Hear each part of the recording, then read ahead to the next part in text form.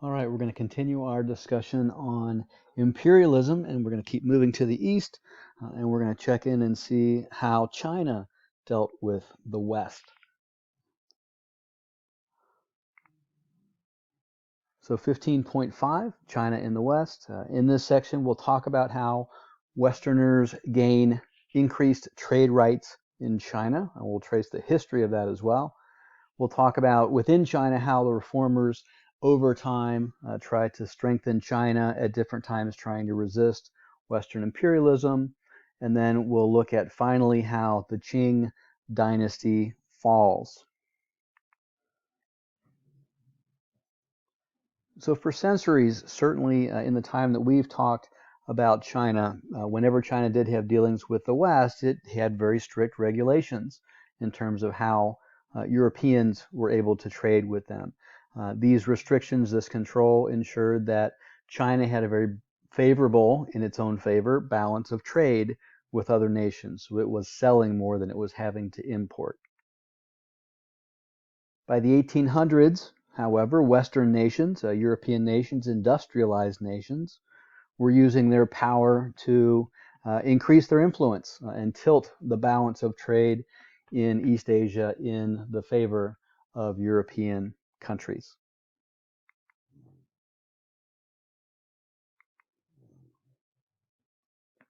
European trade was restricted by the Chinese to the southern part of the country, Canton, also called Guangzhou, after 1600. And you can see in the larger map there of China that southern region. So all trade had to happen after 1760 in that small part of China, and then any of those goods would be distributed throughout the country.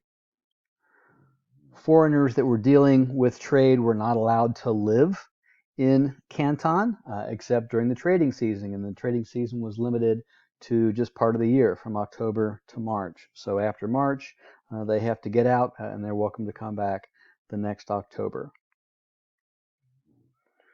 Europeans that wanted to trade had to deal exclusively with licensed Chinese merchants. So again, that gave the Chinese government the ability to control how that trade happened.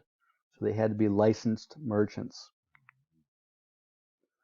In the 1800s, this relationship changes dramatically for a lot of the reasons that we've talked about.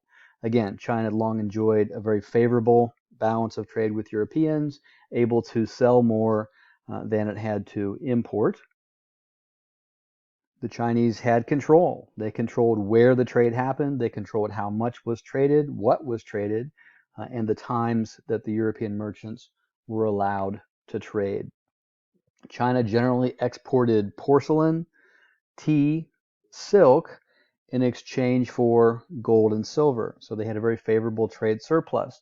Now, taking gold and silver in exchange for goods that China exported goes back to, and if you remember, we talked about the Chinese didn't look very favorably upon the products that were manufactured in the West. So they didn't want those products.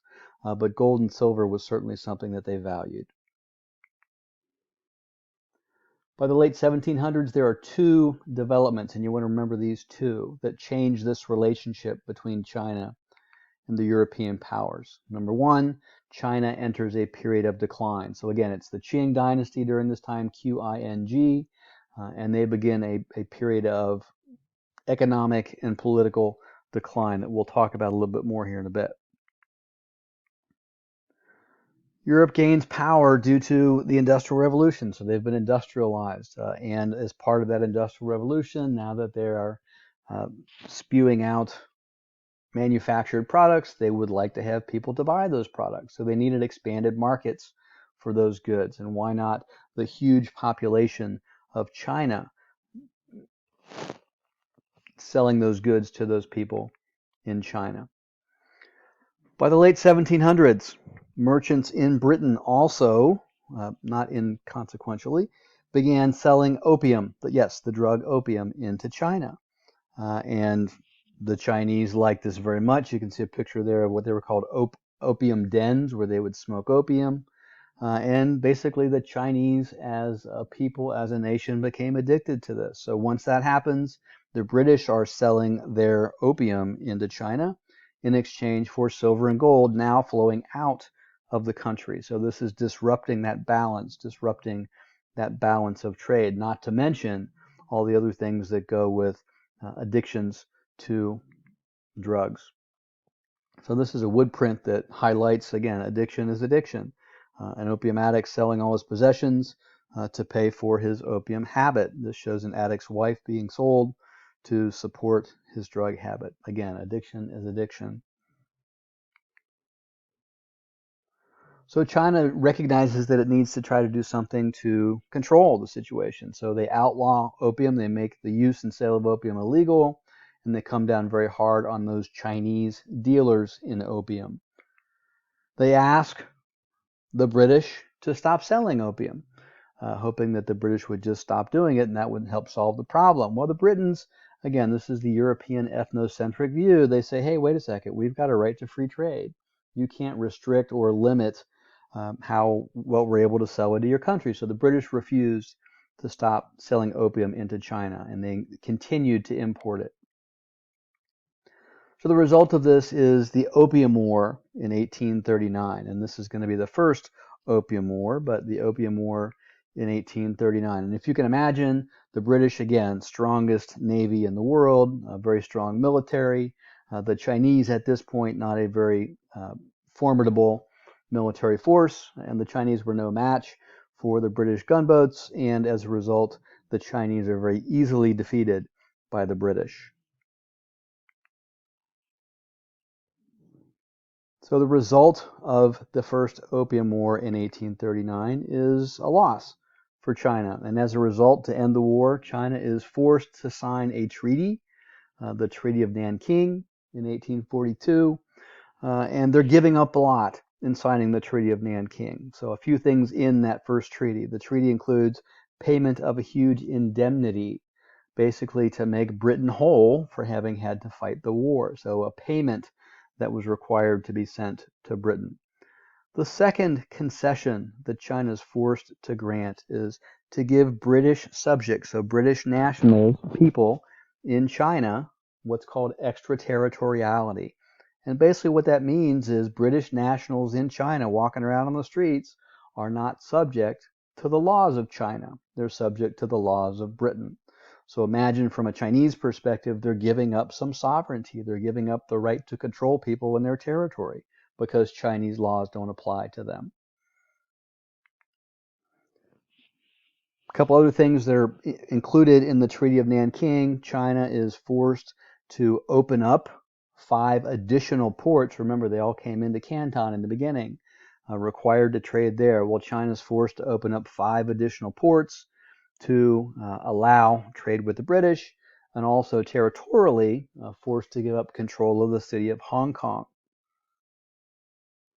You'll note that Hong Kong is going to remain in the control of Great Britain from this period, 1842, until the 2000s. I'm sorry, I believe that's the 1990s, but I have to look on the exact date, but until the end of the 20th century. So this Treaty of Nanking that China is forced to sign, it's going to be the first of several concessions, several treaties that over the years China is going to be forced to sign to make concessions, opening up its market to Western imperial powers. Britain continues to ship opium into China. We have a second Opium War in 1856, so 14 years later, and as a result of this effort, China is forced to open additional ports to British trade, and also allow in Christian missionaries. So again, they had kept missionaries from other religions out, but as a result of the second Opium War loss, they're forced to allow Christian missionaries into the country. Meanwhile, still talking about the Qing dynasty and their control of the people. Significant flooding happens across the Chinese countryside in the Huang or the Yellow River Valley, which resulting from a failure of the government to maintain the dam system and the dike system. So again, reflective of the declining Qing dynasty. As a result of the flooding, A lot of the crops from the peasants, there's a famine, there's a shortage of food. At the same time, the peasants are required to pay high taxes, and the government is very detached. The government is still uh, living a very high lifestyle, living lavishly back there in the imperial court. So the peasants are suffering, the people are suffering, famine, flooding, while those controlling the government still lived the way they always had. The result is a peasant rebellion, and we have a significant, perhaps the largest peasant rebellion in history that begins in 1850 and lasts until 1864. It's called the Taiping Rebellion. Again, it lasts, you can see it's not a short rebellion, it's 14 years. And as imperial forces around the country put down this peasant rebellion, between 20 and 30 million people die. Again, the largest peasant rebellion in the history of humanity. And imagine those numbers, 20 to 30 million people die in the Taiping Rebellion. And yet, the Qing dynasty still somehow maintains control and stays in power. But the result, the death and destruction from the Taiping Rebellion, finally leads to a debate among the leaders about whether or not they need to reform. Now, most saw no need to take the path of Western industry. They said China's wealth has always traditionally come from the land. They didn't really see a need to change that.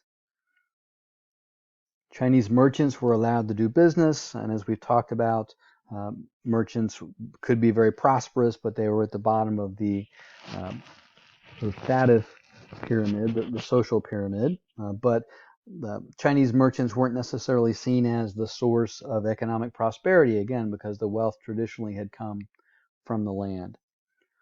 Many looked at Western technology, factories, and the way that disrupted the way people worked, the way people lived, how it impacted the cities. They looked at that as very disruptive to their society, and they weren't very favorable of having China go in that direction. And the scholars didn't like a lot of the Western ideas of individual thought. So think back to the ideas of the Enlightenment, humanism, even coming out of the Renaissance. The idea in Confucian philosophy is much more group or consensus and respect for hierarchy. And following the ways of Confucius had served China well for centuries, and many feared that in changing that, that would be something that wouldn't turn out favorably for China. So without an effort from the government to reform and to modernize, we have a movement that begins, a group of reformers in the 1860s. Again, these are outside of the government, looking to westernize, looking to sort of self-strengthen, the self-strengthening movement, uh, to do it themselves without government control and intervention. Translating Western works so that they can be read and understood, developing Western style industries, whether it's textiles or metal manufacturing, things like that. Again, not part of the government, but self strengthening with just groups of reformers with some money and some capability to begin this. But again, without government control, this movement doesn't last very long. So in the late 1800s, we have a Qing empress, Cixi, who gains power, and she's very conservative. She's very much opposed to westernizing, opposed to change, and she's very committed to sticking with this Confucian tradition that we've talked about.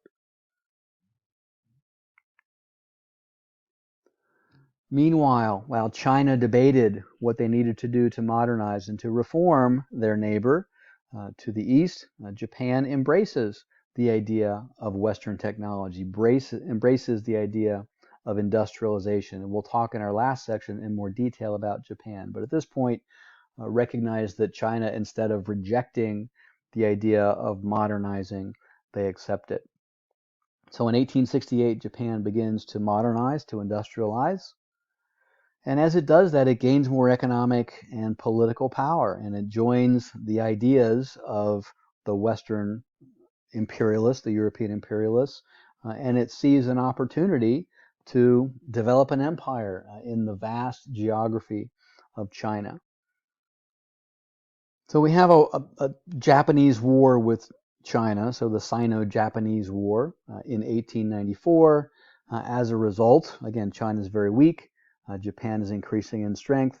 China loses territorially the island of Taiwan, which is just off the east coast of China. So Japan controls Taiwan.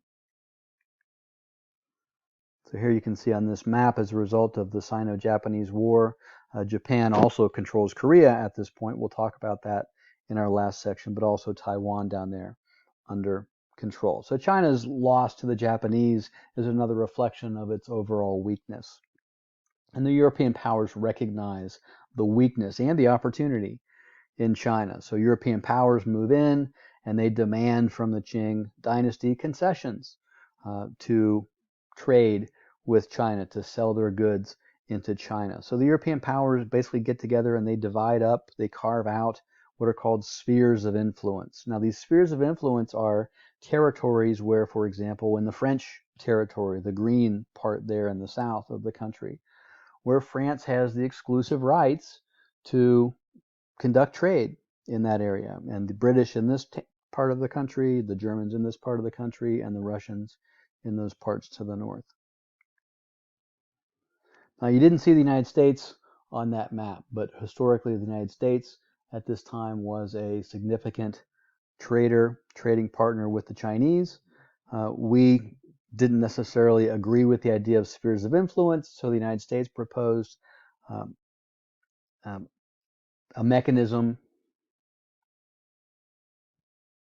where everyone could trade. So they demanded, let's not have exclusive parts of the country for a specific European country. Let's let everybody trade everywhere. So let's have an open door policy to trade. And that's what the United States proposes.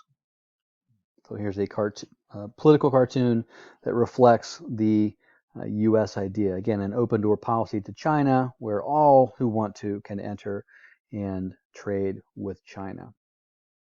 Europeans accept this open door policy. Of course, no one asked the Chinese, and as a result of their weakness, the Chinese and the Qing dynasty is forced to accept it.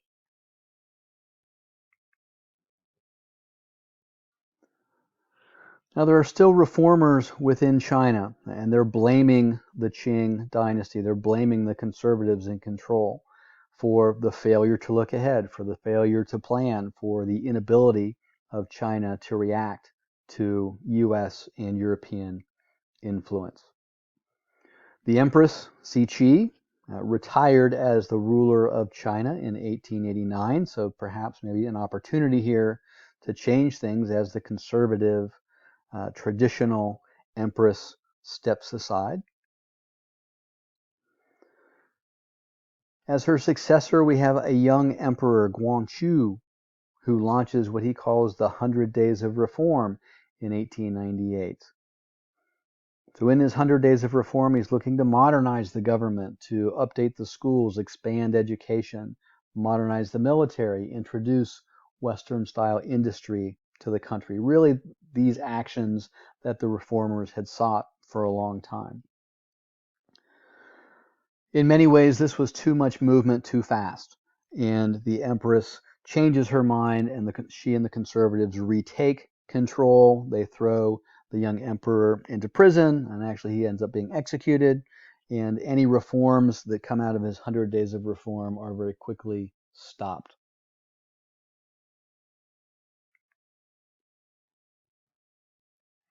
In 1900, we have, again, this is a nationalist reaction to the foreign presence in China. So in 1900, a secret society is formed called the Righteous Harmonious Fists, which I always thought was a great band name. But just as the story goes, as Westerners were walking around China, they saw these groups of young men dressed in these sort of dark uniforms practicing their martial arts. They said, of course, in the Western way, they look like boxers. So these become, in the Western vernacular, boxers. But the goal of this secret society, the Righteous Harmonious Fists, was to drive out foreigners from China, to drive out, as they called them, the foreign devils of China. So it's a nationalist movement to get rid of foreign influence, to get rid of the Europeans from China. The Boxer Rebellion is the actions that this group takes. So attacking foreigners all across China, not just in particular regions, but all across China. The Western powers send military forces to China. The U.S. does as well. So we've got U.S. military forces in the early 1900s fighting against the Boxers in China, and the Boxer Rebellion is put down by this group of Western military resources. So after the failure of the Boxer Rebellion, even those conservatives, even those in control of the Qing dynasty, have to admit that China needs to do something to modernize. So we begin to see, in the wake of the Boxer Rebellion, after additional concessions are granted to these European powers, we see education changed, and it's expanded to include women in the education system. We begin to see the opening up economically, and a business class emerge. So again, some movements in terms of industrializing, some movements in terms of westernizing. Again, though the Boxer Rebellion was a failure, it did fan the flames of Chinese nationalism. So again, Chinese nationalism, China for the Chinese, not so different from the Ming reaction after the Mongol dynasty toppled. But Chinese nationalism begins to rise. So in the early 1900s, we have reformers gaining a voice, calling for, or creating, initially at least, a constitutional monarchy. So you still have a Qing emperor, but they also would have some kind of legislature. Some even called for it to go one step further, get rid of the emperor or empress and have a republic. We don't quite get there yet, but we do have this nationalistic movement creating a constitutional monarchy. Just a short time later, in 1911, many call this the First Chinese Revolution, we finally have the toppling of the Qing dynasty. In its place, we have a republic established, and the first leader of that republic is Sun Yishan. He advocates the three principles of the people, and again, he is considered to be the founder of modern China. Now, you'll note this is not the communist revolution that's going to happen later in the 1940s. This is overthrowing the dynastic system, the establishment of a republic. And again, Yishan, the leader, advocates the three principles of the people. The first is nationalism, no surprise there. Remove the foreigners from China, so push out the European powers, regain control of China by the Chinese. Democracy, so again, moving away from a dynastic authoritarian government to a more democratic regime. And then finally, livelihood, so economic security for the Chinese people, economic development, the ability to trade, sort of the rise of a more Western style economy. So that wraps up where we are in terms of imperialism with China. Again, a bit of a unique situation with the spheres of influence, but you can track that history. The last section we'll talk about here in a few days, or a couple days, would be with Japan, and Japan's story in East Asia is also going to be very unique.